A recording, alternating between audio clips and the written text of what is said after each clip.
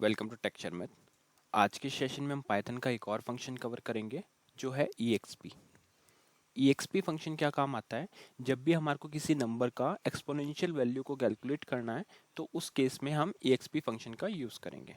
ठीक है, तो ये रिक्वायरमेंट समझ में आ गई कि जब भी आपको एक्सपोनेंशियल वैल्यू कैलकुलेट करना है किसी आर्ग्यूमेंट का, किसी नंबर का, तो उस केस में आप EXP फंक्शन का यूज़ करोगे। अब सेकंड क्वेश्चन ये आता है कि ये कौन से मॉड्यूल में मिलेगा हमें? तो ये भी हमें मैथ मॉड्यूल में ही मिलता है।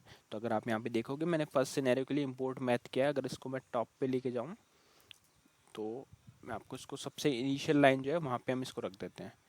तो ये क्या कर रहे हैं, हम सबसे पहले इंपोर्ट कर रहे हैं मैथ मॉड्यूल को, और मैथ मॉड्यूल को इंपोर्ट करने के बाद में अब हम उस फंक्शन को यूज़ कर सकते हैं। अब यूज़ कैसे कर रहे हैं? लाइन नंबर 11 पे मैंने रिजल्ट वेरिएबल को यूज़ किया है जो उसका आउटपुट स्टोर करेगा, और इसमें हम फंक्शन यूज़ कर रहे हैं मैथ डॉट EXP, और एज ए आर्ग्यूमेंट मैंने वैल्यू पास करी है 2।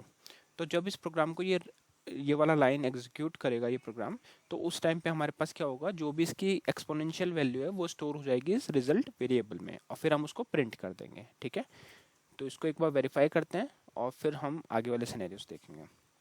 तो टर्मिनल पे मैं लिख रहा हूँ पाइथन स्पेस सेशन 65.py।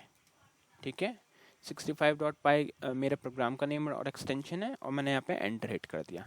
तो इसने काफ़ी सारे आउटपुट प्रिंट किए, बट अब ये के लिए आप सिर्फ फर्स्ट वाली रो को देखोगे, क्योंकि हम यहाँ पे फर्स्ट सिनेरियो का डिस्कस कर रहे हैं ना। तो फर्स्ट सिनेरियो में अगर 2 का एक्सपोनेंशियल वैल्यू अगर आप कैलकुलेट करोगे तो वो अप्रॉक्स आएगी 7.38905609893065। ठीक है, तो ये आ गई हमारे पास वैल्यू। अब हम देखते हैं सेकंड सिनेरियो। सेकंड सिनेरियो में हम क्या कर रहे हैं, हमने एक रिजल्ट वेरिएबल बनाया और उसमें math dot EXP function use किया, बट इस टाइम हमने वैल्यू जो पास की वो पास की 0। तो अगर आप 0 का एक्सपोनेंशियल कैलकुलेट करोगे तो उसका आउटपुट आएगा 1.0। ठीक है, तो ये था सेकंड सिनेरियो। तो अब नेक्स्ट क्वेश्चन हमारे पास आता है कि क्या हम नेगेटिव वैल्यू को भी एक्सपोनेंशियल कैलकुलेट कर सकते हैं? तो हम कर सकते हैं। जैसे मैंने यहाँ पे पास किया -1, तो -1 का इक्विवेलेंट एक्सपोनेंशियल वैल्यू आएगा 0.367879441117144233। ठीक है, तो माइनस का भी आप एक्सपोनेंशियल कैलकुलेट कर सकते हो। फोर्थ सिनेरियो में हमने वैल्यू तो पास की है, बट वैल्यू को एज अ वेरिएबल पास किया है। तो अगर आप यहाँ पे देखोगे लाइन नंबर 26 पे हमने क्या किया, एक वैल्यू को स्टोर किया एक्स वेरिएबल में, और उस वेरिएबल को हमने यहाँ पे पास किया डॉट EXP फंक्शन में। तो ये क्या करेगा, इसका एक्सपोनेंशियल कैलकुलेट करेगा और फिर रिटर्न करेगा रिजल्ट में।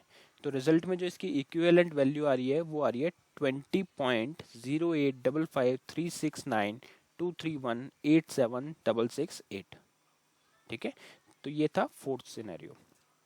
वैसे ही अगर हम फिफ्थ सिनेरियो देखें तो यहाँ पे हमने जस्ट वैल्यू क्या पास कर दी 10, तो डायरेक्टली वैल्यू ही पास कर रहे हैं फिर से हम। तो हमारा आउटपुट क्या आ रहा है, 22026.465794806718। ठीक है, तो ये आउटपुट आ गया।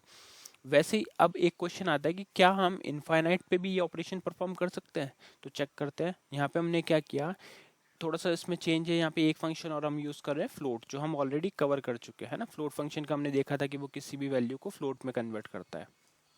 तो यहाँ हम क्या कर रहे हैं, मैथ डॉट EXP में as a argument value pass कर रहे हैं, फ्लोट के साथ कन्वर्ट कर रहे हैं पहले -INF जो रिप्रेजेंट करता है इन्फिनिटी को। तो नेगेटिव इन्फिनिटी को हम कन्वर्ट कर रहे हैं फ्लोट में, और फिर उस फ्लोट वैल्यू को कन्वर्ट कर रहे हैं EXP में। तो उसका आउटपुट क्या आ रहा है, 0.0। तो अगर आप नेगेटिव इनफाइनाइट वैल्यू का एक्सपोनेंशियल वैल्यू कैलकुलेट करोगे तो उसका आउटपुट आएगा 0.0।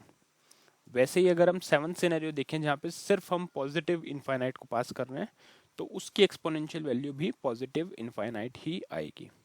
ठीक है, तो इस सेशंस के सिनेरियो से हमें क्या क्या क्लियर हुआ कि हम इनफाइनाइट पे भी EXP कैलकुलेट कर सकते हैं, हम नेगेटिव वैल्यू पे भी कर सकते हैं, हम थ्रू वेरिएबल भी कर सकते हैं, डायरेक्टली वैल्यू को भी पास कर सकते हैं। तो ये मोस्ट कॉमनली यूज्ड सिनेरियोज होते हैं जो हम यूज़ करते हैं EXP के साथ में। तो ये भी फंक्शन तभी यूज मेनली होगा जब आप कोई मैथ से रिलेटेड इन्फॉर्मेशन कैलकुलेट कर रहे हैं, मैथमेटिकल एप्लीकेशन बिल्ड कर रहे हैं, क्योंकि ये अभी हम जो भी फंक्शन डिस्कस कर रहे हैं वो सारे मैथ से रिलेटेड हैं, क्योंकि हम मैथ मॉड्यूल को ही यूज़ कर रहे हैं। ठीक है, तो इस सेशन के लिए इतना ही था। नेक्स्ट सेशन में हम और फंक्शंस डिस्कस करेंगे। So thank you for watching texture math.